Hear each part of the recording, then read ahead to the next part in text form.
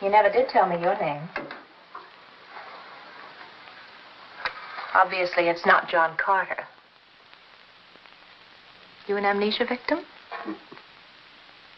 Maybe you're afraid of me. You think I have some scheme, and that's why I let you pick me up. Is that why you won't tell me your name? I can't tell you my name. I'm not allowed to. Oh, in this institution you escaped from, they won't allow it? That's about it. Actually, I did escape from an institution, but it's not the kind of institution you think. And the reason I escaped was so that I wouldn't go out of my mind. That make you suspicious? No, no. I was just looking at you that way because, well, I thought you looked at me suspiciously. No. Believe me, whatever you saw in my eyes was adoration and gratitude. Well, as a matter of fact, I was beginning to think this is a little wild of me. You really want me to tell you the truth? No. I think I better go. No. No, please. Please, look. I want to tell you. I have to tell you. About where I work. No. Look. Where I work, we live in a compound with miles of barbed wire to guard it and mounted patrols and helicopters and tanks. Everywhere we go, we're followed by security agents, and I've had years of it. That's why I came to New York, because I was beginning to crack up. I just couldn't stand it anymore.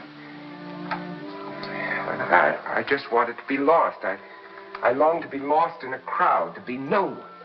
Then why did you stop me? I suppose I got lost too long. Please don't be frightened of me anymore, and please sit down again. Thank you. I better go. Why? It's getting late. I'm tired. Your cat won't be there. I know. You can stay upstairs. You can have the whole floor to yourself. There are heavy locks on the doors, and there's a phone up there. If you hear me battering it in, you can call for help. You aren't afraid of me, are you? A little. I haven't touched you, have I? I mean, I haven't kept you from going if you wanted to, have I? No. Well, it'll be daylight before long, so why be scared? Look, let's go into the kitchen. We'll fix some breakfast. You know, when I went to work there, I signed in my contract that all my life I'd be as silent as a clam, and I'd be suspicious. I was offered fairly decent pay, and, well, I was offered a fantastic opportunity to do experimental work. That was the deal, and in return, I swore that I would be a suspicious clam, even to my wife. Well, I'm not a clam. So after 2 years, I began taking it out on my wife. Things went from bad to worse, and they sent me to the plant psychiatrist. She was a woman. Her name was Joyce. Sit down, Joyce. We need a drink. Actually, my name is Gene Wolcott, and I don't care who knows it because that's their fault. They followed me. Do you want to know about guided missiles, huh? I'll tell you, Joyce. I'll tell you anything you want to know, because I'm the brain trust. I'm the brain behind the brain trust. Talk about circling the moon. That's kid stuff. Do you know what I was working on when I came up here? I figured out a way to blow the moon right out of the sky. It's the absolute truth. Yes, sir. That's the absolute gospel truth. Well, aren't you proud of me? Don't you think that makes me a great man? I couldn't put it there, but I can blow it out.